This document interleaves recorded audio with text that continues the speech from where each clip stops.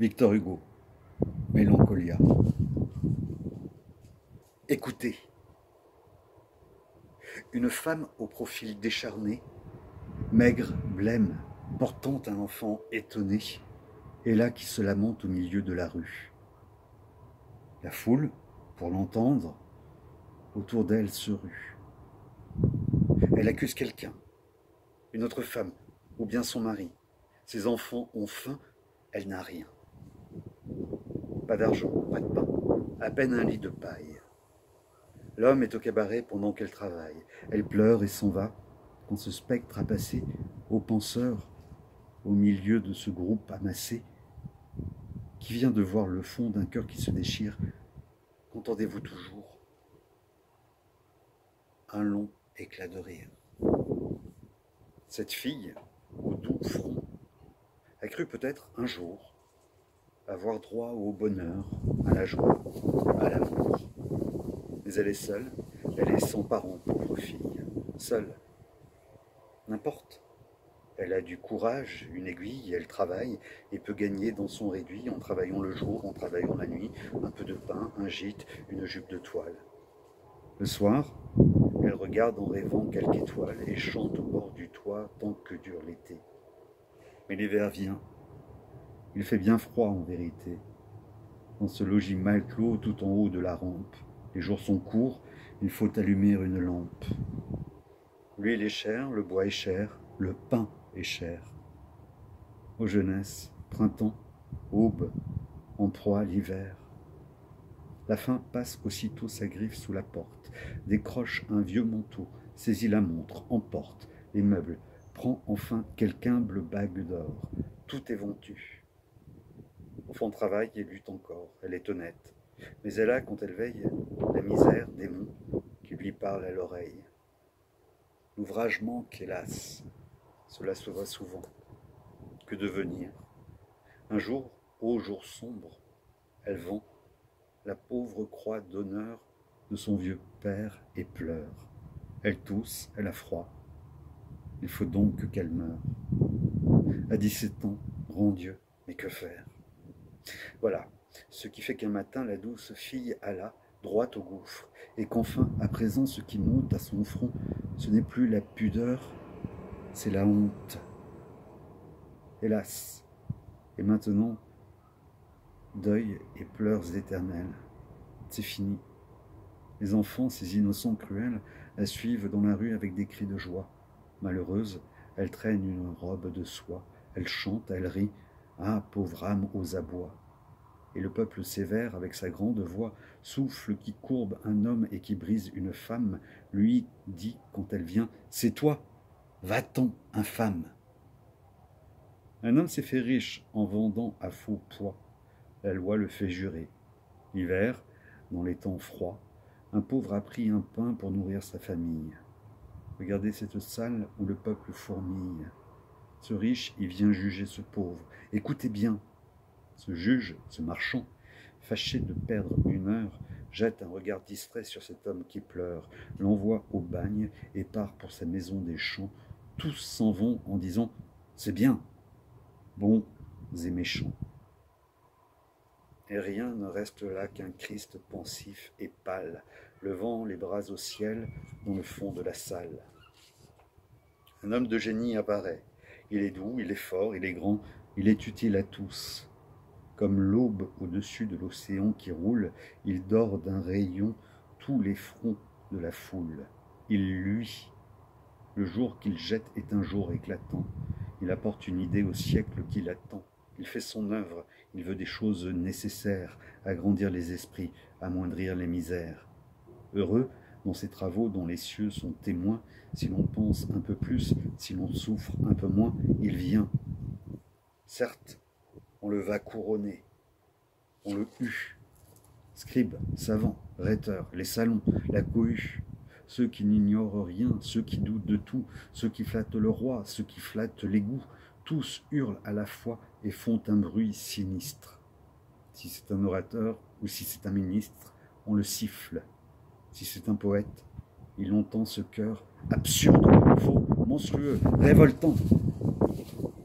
Lui, cependant, tandis qu'on bave sur sa palme, debout, les bras croisés, le front levé, l'œil calme, il contemple, serein, l'idéal et le beau. Il rêve, et par moments il secoue un flambeau, qui sous ses pieds, dans l'ombre, éblouissant la haine, éclaire tout à coup le fond de l'âme humaine.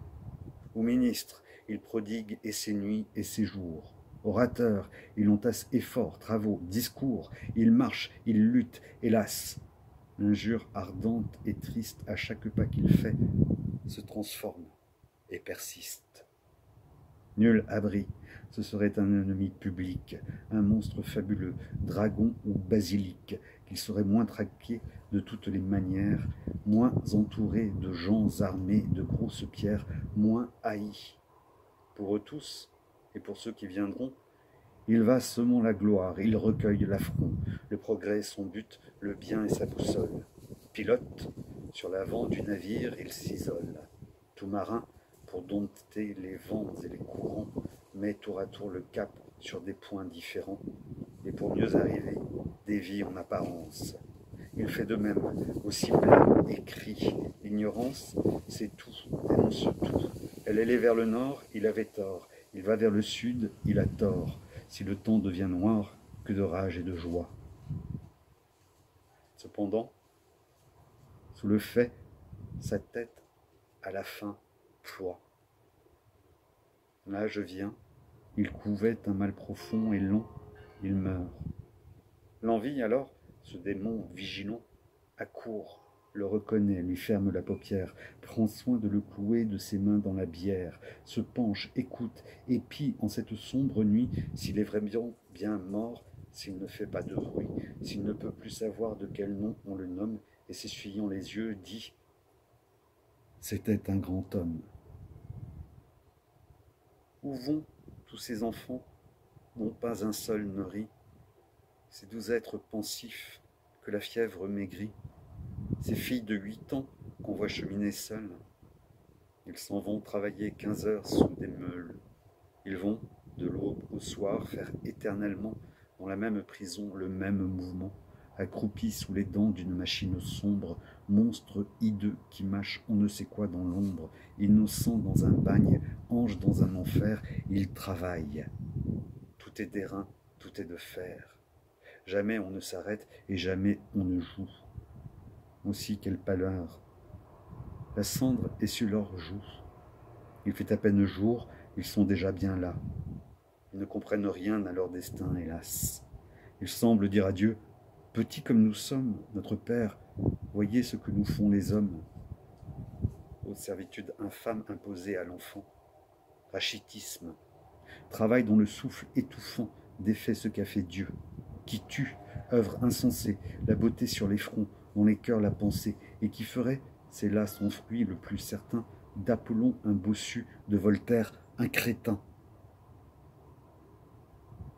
Travail mauvais, qui prend l'âge tendre en sa serre, qui produit la richesse en créant la misère, qui se sert d'un enfant aussi que d'un outil. Progrès dont on demande, où va-t-il? Que veut-il? Qui brise la jeunesse en fleurs, qui donne en somme une âme à la machine et la retire à l'homme. Que ce travail, haï des mères, soit maudit, maudit comme le vice où l'on s'abattardit, maudit comme l'opprobre et comme le blasphème. Ô Dieu, qu'il soit maudit au nom du travail même, au nom du vrai travail, saint, fécond, généreux, qui fait le peuple libre et qui rend l'homme heureux. Pesant chariot porte une énorme pierre. Le limonier, suant du mort à la prière, tire, et le roulier fouette, et le pavé glissant monte, et le cheval triste a le poitrail en sang. Il tire, traîne, geint, tire encore et s'arrête. Le fouet noir tourbillonne au-dessus de sa tête. C'est lundi. L'homme hier buvait au porcheron un vin plein de fureur, de cris et de jurons. Oh, quelle est donc la loi formidable qui livre l'être à l'être et la bête effarée à l'homme ivre? L'animal éperdu ne peut plus faire un pas. Il sent l'ombre sur lui peser. Il ne sait pas, sous le bloc qui l'écrase et le fouet qui l'assomme, ce qui lui veut la pierre et ce que lui veut l'homme. Et le roulier n'est plus qu'un orage de coups, tombant sur ce forçat qui traîne les 8 coups, qui souffre et ne connaît ni repos ni dimanche. Si la corde se casse, il frappe avec le manche, et si le fouet se casse, il frappe avec le pied. Et le cheval, tremblant, hagard, estropié, baisse son cou lugubre et sa tête égarée. On entend sous les coups de la botte ferrée sonner le ventre nu du pauvre être muet. Il râle. Tout à l'heure encore il remuait, mais il ne bouge plus et sa force est finie. Et le coup furieux pleuve. Son agonie tente un dernier effort. Son pied fait un écart. Il tombe et le voilà brisé sous le brancard. Et dans l'ombre, pendant que son bourreau redouble, il regarde quelqu'un de sa prunelle trouble. Et l'on voit lentement s'éteindre, humble et terni, son œil plein de stupeur sombre de l'infini, où lui vaguement l'âme effrayante des choses. Hélas! Cet avocat plaide toutes les causes. Il rit des généreux qui désirent savoir si blanc n'a pas raison avant de dire noir. Calme en sa conscience, il met ce qu'il rencontre, ou le sac d'argent pour, ou le sac d'argent contre. Le sac pèse pour lui ce que la cause vaut. Embusqué, plume au poing, dans un journal dévot, comme un bandit tuerait, cet écrivain diffame. La foule hait cet homme et proscrit cette femme. Ils sont maudits. Quel est leur crime? Ils ont aimé. L'opinion rampante accable l'opprimé et châte aux pieds des forts pour le faible et tigresse. De l'inventeur mourant, le parasite engraisse. Le monde parle, assure, affirme, jure, ment, triche et rit d'escroquer la dupe dévouement.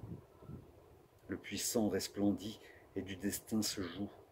Derrière lui, tandis qu'il marche et fait la roue, sa fiente épanouie engendre son flatteur. Les nains sont dédaigneux de toute leur hauteur. Ô hideux coin de rue où le chiffonnier morne va, tenant à la main sa lanterne de corne, vos tas d'ordures sont moins noirs que les vivants. Qui, des vents ou des cœurs, est le plus sûr? Les vents. Cet homme ne croit rien et fait semblant de croire. Il a l'œil clair, le front gracieux, l'âme noire. Il se courbe, il sera votre maître demain. Tu casses des cailloux, vieillard, sur le chemin. Ton feutre humble et troué s'ouvre à l'air qui le mouille. Sous la pluie et le temps, ton crâne nu se mouille. Le chaud est ton tyran, le froid est ton bourreau. Ton vieux corps grelottant tremble sous ton sarrau. Ta cahute, au niveau du fossé de la route, offre son toit de mousse à la chèvre qui broute. Tu gagnes dans ton jour juste assez de pain noir pour manger le matin et pour jeûner le soir. Et, fantôme suspect devant qui l'on recule, regardez de travers quand vient le crépuscule, pauvre au point d'alarmer les allants et venants, frères sombres et pensifs des arbres frissonnants, tu laisses choir tes ans, ainsi que leur feuillage.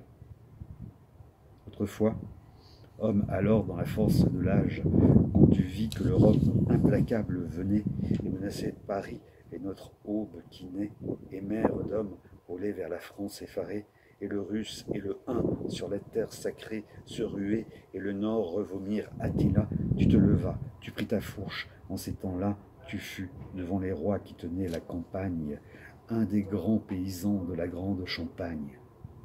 C'est bien.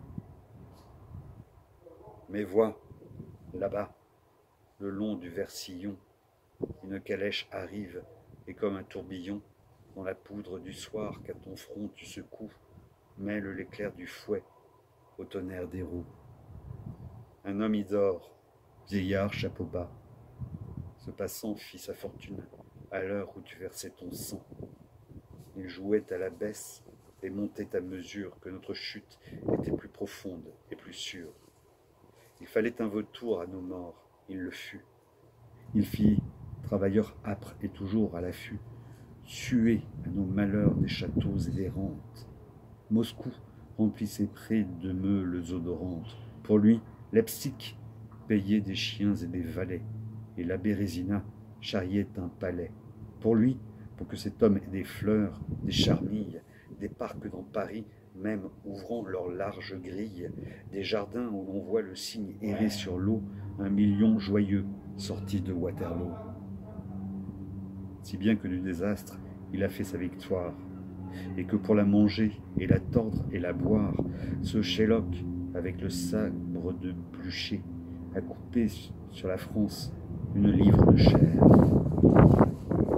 Or, de vous deux, c'est toi qu'on hait, lui qu'on vénère. Vieillard, tu n'es qu'un gueux, et ce millionnaire, c'est l'honnête homme. Allons, debout et chapeau bas. Les carrefours sont pleins de chocs et de combats.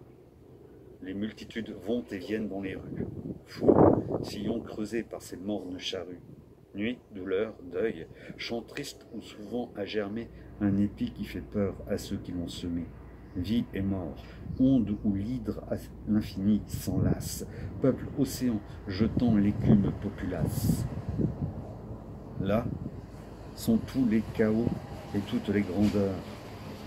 Là, fauve avec ses mots, ses horreurs, ses laideurs, ses larves, désespoir, haine, désir, souffrance, qu'on distingue à travers de vagues transparences, ces rudes appétits, redoutables aimants, ces prostitutions, ces avilissements, et la fatalité de ces mœurs imperdables, la misère épaissit ces couches formidables. Les malheureux sont là, dans le malheur reclus, l'indigence, flux noir, l'ignorance, reflux, monte, marée affreuse, et parmi les décombres roule l'obscur filet des pénalités sombres. Le besoin fuit le mal qui le tente et le suit. Et l'homme cherche, l'homme à tâtons, il fait nuit. Les petits enfants nus tendent leurs mains funèbres. Le crime, entre béants, s'ouvre dans ces ténèbres. Le vent secoue et pousse dans ces froids tourbillons les âmes en lambeaux ou les corps en haillons. Pas de cœur où ne croisse une aveugle chimère. Qui grince des dents? L'homme. Et qui pleure? La mère. Qui sanglote? La Vierge, aux yeux hagards et doux. Qui dit que j'ai froid? La gueule. Et qui dit j'ai faim? Tous. Et le fond est horreur, et la surface est joie. Au-dessus de la faim, le festin qui flamboie. Et, sur le pâle amas des crises et des douleurs, les chansons et le rire, et les chapeaux de fleurs. Ceux-là sont les heureux. Ils n'ont qu'une pensée, à quel néant jeter la journée insensée. Chiens, voitures, chevaux, cendres aux reflets vermeils, poussière dont les grains semblent d'or au soleil. Leur vie est tout plaisir sans fin, sans but, sans trêve, et se passe attachés d'oublier dans un rêve l'enfer au-dessous d'eux et le ciel au-dessus. Quand on voit le Lazare, on efface Jésus. Il ne regarde pas dans les ombres moroses. Ils n'admettent que l'air tout parfumé de roses, la volupté, l'orgueil, l'ivresse et le laquais. Ce spectre galonné du pauvre à leur banquet. Les fleurs couvrent les seins et débordent des vases. Le bal, tout frissonnant de souffles et d'extases, rayonne, étourdissant ce qui s'évanouit. Éden étrange fait de lumière et de nuit. Les lustres au plafond laissent pendre leurs flammes et semblent la racine ardente et pleine d'âme de quelque arbre céleste épanoui plus haut. Noir paradis, dansant sur l'immense cachot. Il savoure, ravi, l'éblouissement sombre des beautés, des splendeurs, des quadrilles sans nombre, des couples, des amours, des yeux bleus, des yeux noirs. Les valses, visions, passent dans les miroirs. Parfois, comme aux forêts, la fuite des cavales, les galops effrénés courent. Par intervalles, le bal reprend haleine. On s'interrompt, on fuit, on erre, deux à deux, sous les arbres, sans bruit.